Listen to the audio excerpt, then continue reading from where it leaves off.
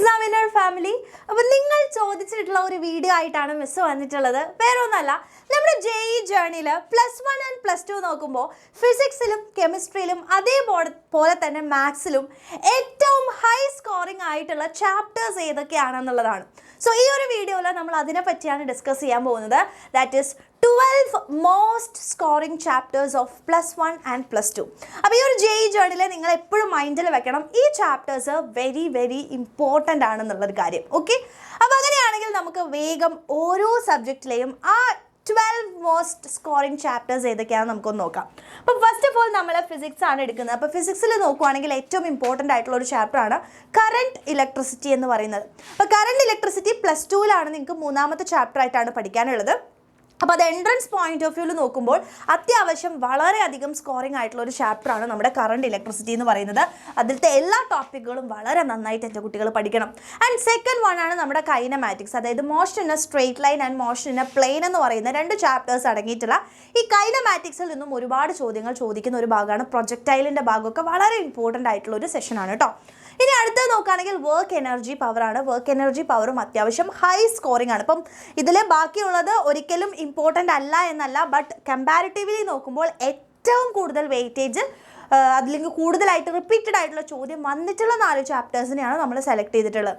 And അടുത്തതാണ് loss of motion +1 ചാപ്റ്ററാണ്. ഇപ്പോൾ ലോസ് ഓഫ് മോഷനിലും ഒരുപാട് കോൺസെപ്റ്റുകളും അതേപോലെ തന്നെ വളരെയധികം ഡൈവേഴ്സ് ആയിട്ടുള്ള രീതിയിൽ നിങ്ങൾക്ക് ചോദ്യങ്ങൾ ചോദിക്കാൻ പറ്റുന്ന ഒരു ഭാഗമാണ് ലോസ് ഓഫ് മോഷൻ. സോ അത് കൃത്യമായിട്ട് പഠിച്ചു വയ്ക്കാം. ഇനി കെമിസ്ട്രിയിലേക്ക് നോക്കുന്ന സമയത്ത് transition elements and coordination compounds എന്ന് പറയുന്ന ഈ ഒരു ടോപ്പിക് ഭാഗത്തിൽ നിന്നും ഒരുപാട് ചോദ്യങ്ങൾ ചോദിച്ച് കണ്ടിട്ടുണ്ട്. സോ അത് നിങ്ങളൊന്ന് ഓർത്തിരിക്കുക. നെക്സ്റ്റ് ആണ് periodic table P block elements എന്ന് പറയുന്നത് അല്ലേ. അപ്പോൾ ഈ ഒരു ഭാഗവും വളരെ ഇമ്പോർട്ടൻ്റ് ആണ്, എക്സാമിന് പഠിക്കാനുള്ളതാണ്. ഇനി അടുത്തത് കെമിക്കൽ ബോണ്ടിങ്, അതേപോലെ തന്നെ കെമിക്കൽ ആൻഡ് അയോണിക് ഇക്വിലിബ്രിയം. ഈ ടോപ്പിക്സ് ആണ് കെമിസ്ട്രിയിൽ നോക്കുമ്പോൾ ഹൈ സ്കോറിംഗ് ആയിട്ട് ചോദിച്ച് കണ്ടിട്ടുള്ളത് കേട്ടോ. ഇനി മാത്സിലേക്ക് വരുവാണെങ്കിൽ സീക്വൻസ് ആൻഡ് സീരീസ് എന്ന് പറയുന്ന ഈ ഒരു ഭാഗത്തു നിന്നും ഒരുപാട് GP AP ഒക്കെ നമ്മൾ പഠിക്കുന്നുണ്ട് അല്ലേ. ആ ഒരു ഭാഗത്തു നിന്നും ഒരുപാട് ചോദ്യങ്ങൾ ചോദിച്ചുള്ള ഒരു ഹൈ വെയിറ്റേജ് ആയിട്ടുള്ള ടോപ്പിക് സെഷനാണ് സീക്വൻസ് ആൻഡ് സീരീസ്. അടുത്തതാണ് 3D ജിയോമെട്രി, വെരി ഇമ്പോർട്ടൻ്റ് ആണ്, നന്നായിട്ട് ചോദിക്കുന്ന ഒരു ഭാഗമാണ്. ദെൻ ഡിറ്റർമിനൻറ്റ്, സ്ട്രെയിറ്റ് ലൈൻസ് എന്ന് പറയുന്ന ഈ 4 ടോപ്പിക്സ് ആണ് ഏറ്റവും ഇമ്പോർട്ടൻ്റ് ആയിട്ട് നിങ്ങൾ മാത്സിൽ അറിഞ്ഞിരിക്കേണ്ട മോസ്റ്റ് സ്കോറിംഗ് ആയിട്ട്.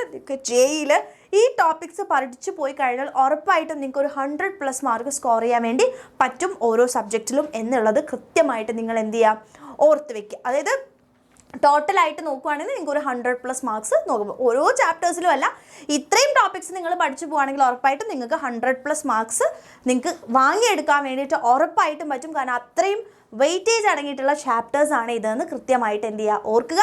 ആൻഡ് ഫ്രണ്ട്സിന് എല്ലാവർക്കും ഈ ഒരു വീഡിയോ നിങ്ങൾ യൂസ്ഫുൾ ആയിട്ട് തോന്നുകയാണെങ്കിൽ ഉറപ്പായിട്ടും ഷെയർ ചെയ്യാൻ. Through out the journey +1 and +2 പഠിക്കുന്ന എല്ലാ കുട്ടികളും ഈ ടോപ്പിക്സ് ഒന്ന് നിങ്ങളുടെ മൈൻഡിൽ മാർക്ക് ചെയ്യുക. ആൻഡ് ഈ ചാപ്റ്റേഴ്സ് പഠിക്കുമ്പോൾ കൂടുതൽ ഇമ്പോർട്ടൻസ് കൊടുത്ത് പഠിക്കാൻ വേണ്ടി നോക്കുക. ഓക്കെ മക്കളെ, താങ്ക് യു.